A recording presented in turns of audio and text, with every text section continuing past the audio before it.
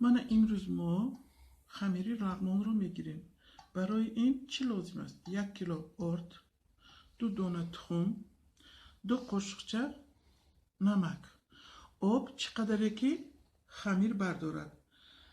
گفته میمانیم که خمیر باید سخت گرفته شود. سر اول ما تخم رو به ارد میریزیم. نمک،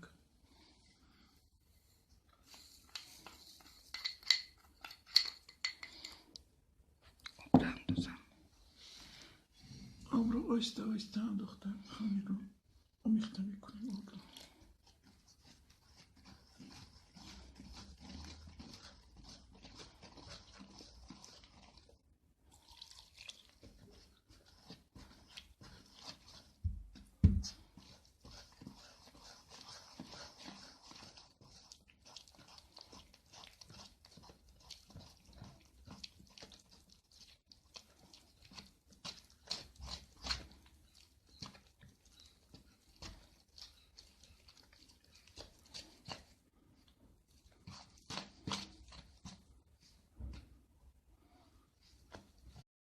خمیر ما گرفته شد.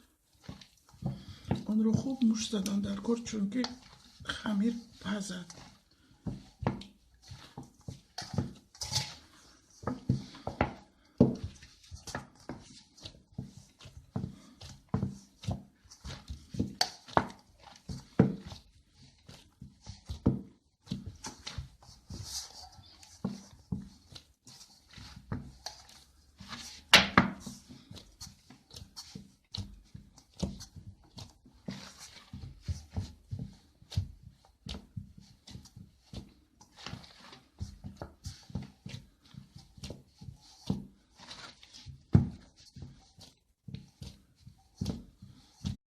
خمیر رو ما در طول 8-10 دقیقه مشت زدیم و این شکل الاستیکی رو گرفت. جدا هم خمیری سوز شد. اکنون بالایش رو با تلافنچه پوشانده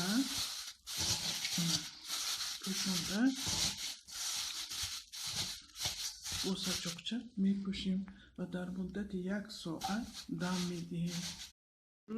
ما اون رو از لگنچه گرفته در روی تخته گذاشته میبریم.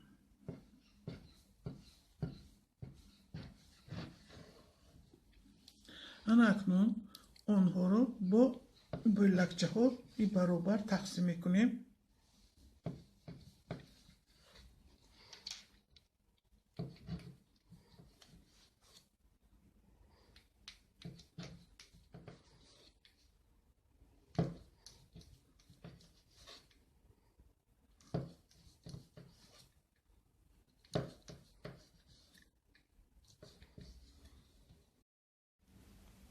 من این بلکچه ها رو ما کمتر دراز میکنیم، چون که روغن کرده بعد آهسته آهسته میکشیم به شکل رغمون میدراریم.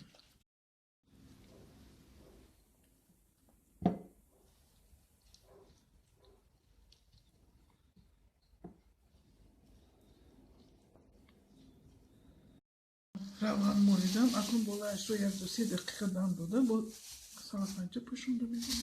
وقتی ما گذشت، ما خمیرچه ها رو گرفته آهسته آهسته میکشیم تا که اونها همه جایش یک خیل شده دراز شود.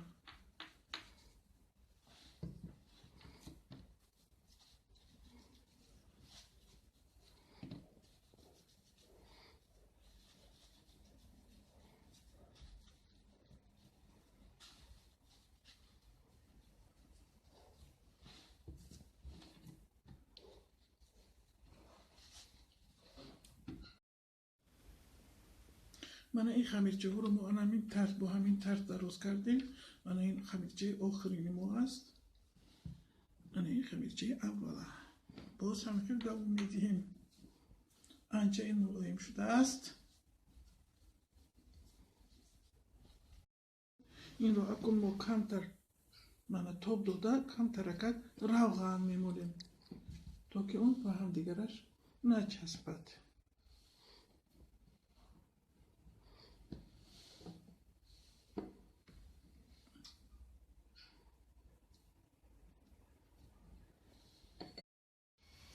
من اکنون ما خمیرچه اولی رو گرفتم، باز دوام میدیم. من فعلا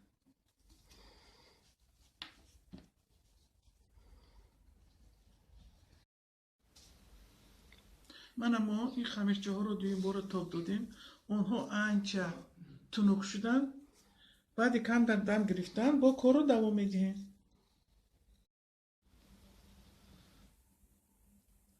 من اکنون امین خمیرچه ها رو کمتر کشیده تاب میدیم تا که آنها باز هم نفیستر باریکتر شوند.